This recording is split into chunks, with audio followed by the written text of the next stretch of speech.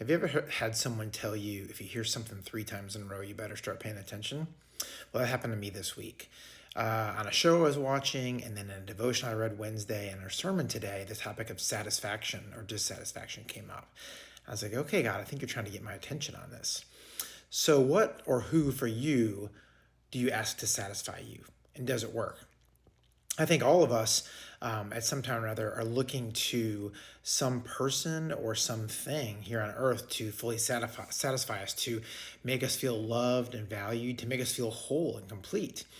It may be a spouse, a boyfriend, girlfriend. It may be a parent or a child or a friend.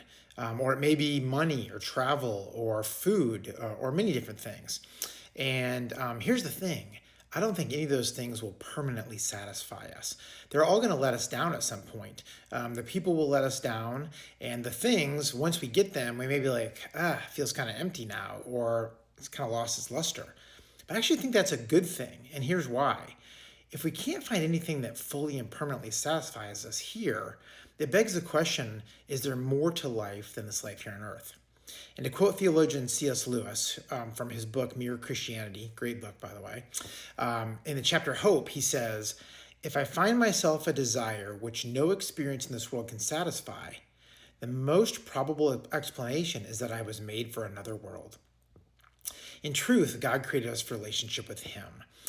Without Him in our lives, we'll never be fully complete, and we'll feel dissatisfaction. And I think for all of us, there's a probably underlying dissatisfaction in this world.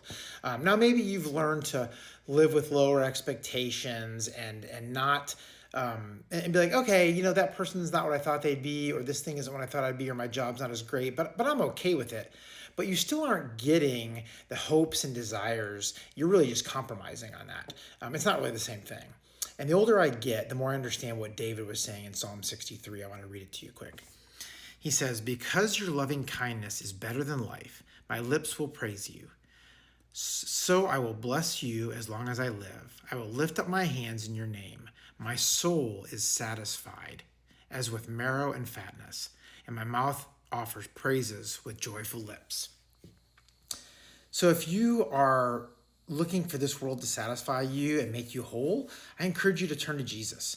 Because as crazy as it sounds, you weren't made for this world. You were made for a relationship with Him, an eternal relationship with Jesus, and He's the only one that can satisfy us and make us whole.